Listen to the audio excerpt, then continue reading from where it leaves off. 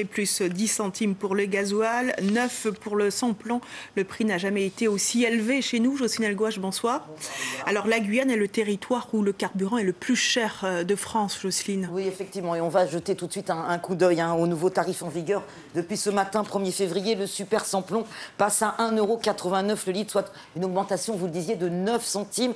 Le gasoil routier passe à 1,71 €. C'est une augmentation de 10 centimes. Et puis la bouteille de gaz, 27,52 €, donc une augmentation d'1,51 €. On va voir aussi les liens, cette courbe ascendante du prix de l'essence qui n'en finit pas de grimper. En février 2018, le prix du super samplon était, vous le voyez, à 1,58 €. Et puis, on voit bien que ça grimpe au fil des ans jusqu'à aujourd'hui, donc 1,89 € le litre de samplon.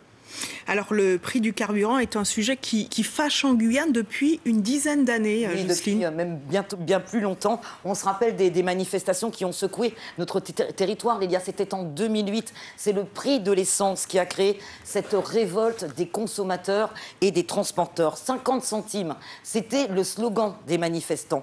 Les organisations réclamaient une baisse de 50 centimes d'euros du prix du litre du carburant qui atteignait en Guyane en 2008 1,77 € pour le samplon, 1,55 € pour le gasoil. Près de 14 ans plus tard, Lélia, on est presque nostalgique de ces tarifs jugés pourtant exorbitants en 2008. Et puis cette dernière manifestation en date sur le sujet du prix de l'essence, c'était il y a peu. C'était en novembre dernier, en novembre 2021.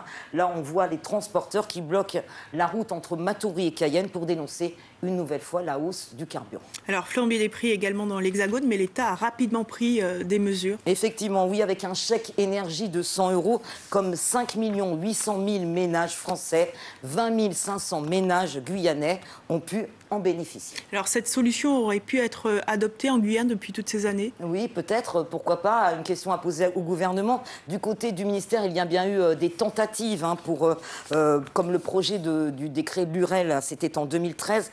Il visait à réguler les marges jugées trop élevées des compagnies pétrolières et annoncer une transparence aussi du prix du carburant sur le rendement financier des monopoles de raffinage et de stockage. Alors là-dessus, pas de grand changement, Lélia. Il y a encore le secret des affaires des compagnies pétrolières qui empêche de connaître précisément certaines marges. Et puis, dernière annonce, cette fois beaucoup plus récente, c'était le 19 janvier dernier, le gouvernement a confié à l'inspection générale des finances une mission qui devrait expertiser la régulation du prix des carburants et du gaz dans les départements d'outre-mer. Alors ça concerne la Guyane, la Martinique et la Guadeloupe. Ces 3 territoires se singularisant par le monopole historique de l'entreprise Sahara pour le raffinage. Elle pourrait aussi interroger sur la pertinence du modèle actuel de fixation des prix dans le contexte de la transition énergétique. On devrait connaître les premiers résultats de cette mission à partir du mois de mars 2022.